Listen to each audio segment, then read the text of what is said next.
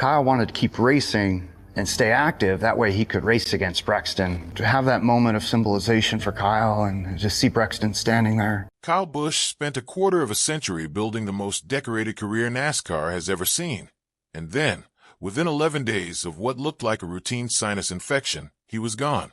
His older brother Kurt Busch, a Hall of Famer in his own right, has spent the months since piecing together his grief in public, one raw comment at a time. Today we're walking through everything Kurt has actually said, what the medical records revealed, and why a family built around racing is still struggling to make sense of how fast it all happened. Kurt and Kyle Busch grew up in Las Vegas in a household built around cars. Their father, Tom, worked as a mechanic and raced locally, and both sons were pushed toward the sport almost from the moment they could reach the pedals. Kurt was born 7 years earlier and turned professional first, setting a bar that Kyle spent much of his adolescence trying to clear. By the time both brothers were racing at NASCAR's top level, their rivalry had become one of the sport's defining storylines, two siblings chasing the same trophies, occasionally crashing into each other along the way, and refusing to soften the competition just because they shared a last name. That competitiveness never fully disappeared, but by the time both men reached their 40s, it had settled into something closer to mutual respect. In January 2026, Kurt was formally inducted into the NASCAR Hall of Fame, and Kyle stood up as his presenter, telling the crowd how much it had meant to watch his older brother believe in himself long before the wins started piling up. Kurt has since called it one of the proudest nights of his life.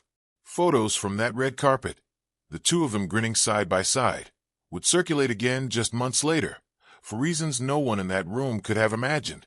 Kurt had already stepped back from full-time competition in 2023, closing out a driving career that spanned more than 2 decades and included 34 Cup Series wins, a Daytona 500 victory in 2017, and a spot among NASCAR's 75 greatest drivers. He shifted into a mentorship and ownership role, staying close to the sport without the schedule of a full-time competitor. Kyle, meanwhile, kept racing hard for Richard Childress Racing, still chasing wins the way he always had. Kurt watched most of his brother's final season the way millions of fans did, from the outside, offering advice when it was wanted, showing up when he could, never once suspecting how little time was actually left. The illness that killed Kyle Busch began quietly. While competing at Watkins Glen on May 10, 2026, he mentioned what seemed like an ordinary sinus cold, mild enough that he simply asked his team for a doctor to give him a shot after the race. He kept working through it. He won a Truck Series race at Dover less than a week before his death, finished 17th in the NASCAR All-Star race, and even showed up to a go-kart track opening with his 11-year-old son, Brexton. From the outside, he looked like a busy driver managing a minor illness while gearing up for the Coca-Cola 600 at Charlotte. Then, on Wednesday, May 20th, Busch was testing in a racing simulator in Concord, North Carolina, when he became unresponsive. According to an emergency call later obtained by reporters, he had been experiencing shortness of breath, overheating, and coughing up blood the day before he was hospitalized. He was found on a bathroom floor, still conscious, and was rushed to a hospital in Charlotte. His family confirmed only that he had been hospitalized with a severe illness and would not be racing that weekend.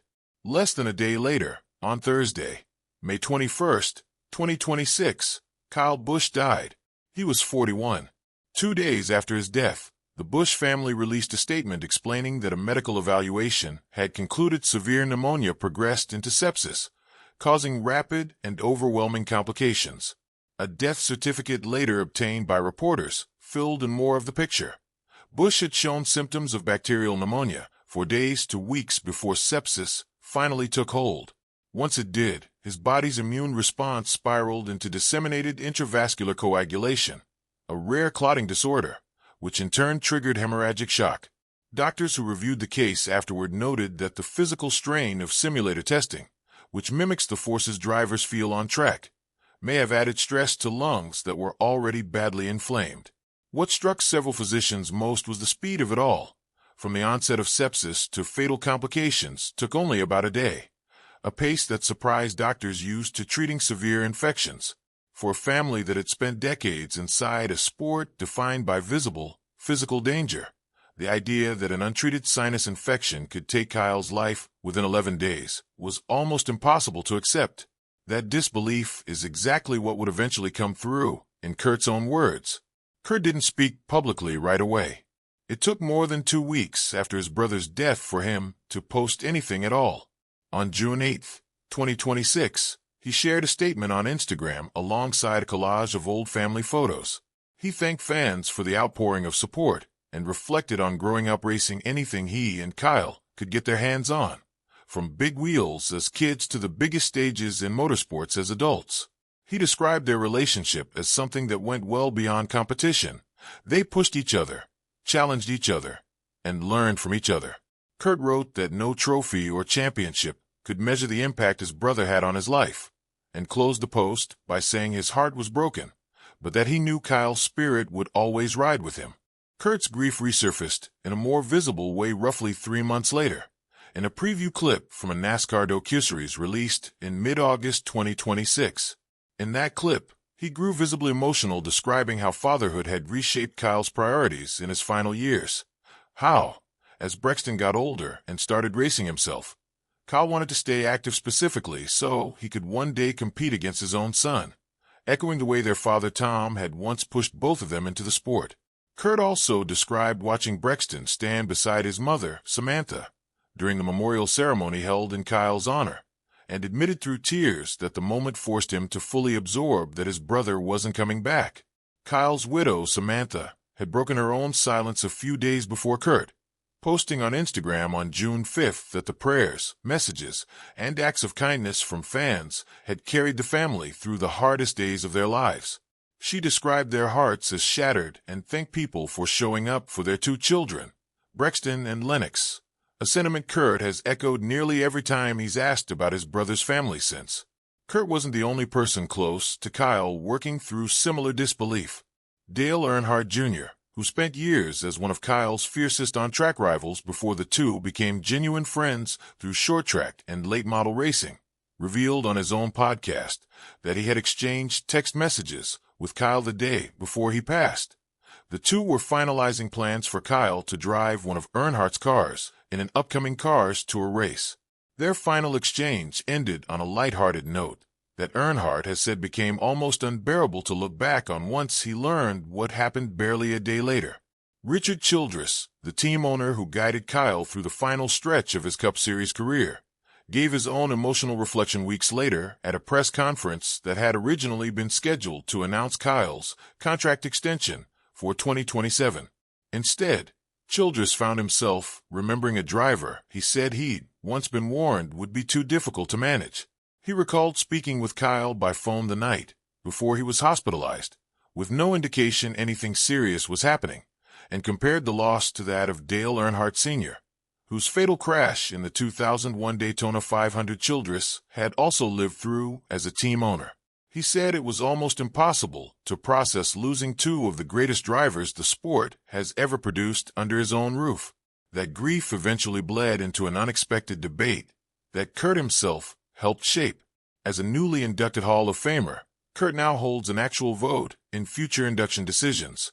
When reporters asked whether NASCAR should fast-track Kyle into the Hall given the circumstances, Kurt pushed back gently, saying he believed the sport should stick to its normal process rather than rush it, even while making clear he considers his brother among the strongest candidates the Hall has ever had.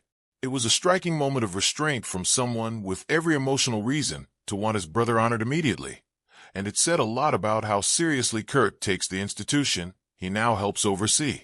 Kyle Busch didn't just have a good career. By the time of his death, he was the winningest driver across NASCAR's 3 National Series combined, with 234 total victories spanning the Cup, Xfinity, and Truck Series, a mark Richard Childress has said will likely never be matched. He was the all-time wins leader in both the Truck and Xfinity Series, and his 63 Cup Series wins ranked 9th all-time. He won 2 Cup Series championships in 2015 and 2019, and kept racing right up until days before his death. His final win came at Dover in the Truck Series, just 6 days before he was hospitalized. Beyond the statistics, Kyle built his own Truck Series organization into a training ground for younger drivers, mentoring the next generation the way older competitors had once guided him. NASCAR's chief executive said during the pre-race tribute ahead of the Coca-Cola 600 that what people would miss most wasn't the wins, but the quieter moments. A driver who wanted to help a teammate without anyone watching. That race became something closer to a public memorial, with roughly 95,000 fans at Charlotte Motor Speedway, a black number 8 painted into the infield grass, a decal on every car in the field, and a moment of silence during the 8th lap. Kurt joined his parents, Samantha, and Kyle's children on the front stretch that evening, laying 8 white roses across the painted number while a bagpiper played. Daniel Suarez, a driver Kyle had mentored, went on to win the race and dedicated the victory to the Busch family in tears. Richard Childress later confirmed that Kyle's number 8 won't be permanently retired. It's being set aside for Brexton, whenever he's ready to race at NASCAR's highest level, giving Kurt's nephew a direct path to carrying his father's legacy forward. For now, that legacy rests largely with Kurt, who has become both a grieving brother and a public steward of a career that reshaped what winning across NASCAR's National Series actually looks like. Every statement he's given since May, the Instagram post, the docuseries interview, his careful comments on Hall of Fame timing, reflects someone trying to honor his brother's memory with the same steadiness Kyle was known for behind the wheel. It's worth remembering that grief like this doesn't arrive on one day and then disappear.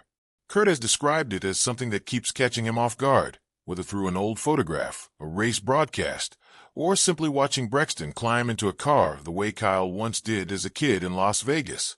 That ongoing, visible grief is part of why his public comments have resonated so widely across the racing community, because they capture something honest about loss that a press release never could. The timing of it all adds a layer Kurt has had to sit with in particular. Just months before Kyle's death, the two brothers shared one of the happiest nights of their professional lives on that Hall of Fame stage. The same image that circulated after that induction, the two of them smiling side by side, circulated again in May, for a completely different reason. That contrast, a joyous induction followed only months later by a funeral, is part of what has made this year so difficult for the extended Busch family. And it's a big reason Kurt has chosen his public words so carefully every time he steps in front of a camera since. Kyle Busch's story didn't end the way anyone in NASCAR expected. Kurt Busch has spent the months since making sure people understand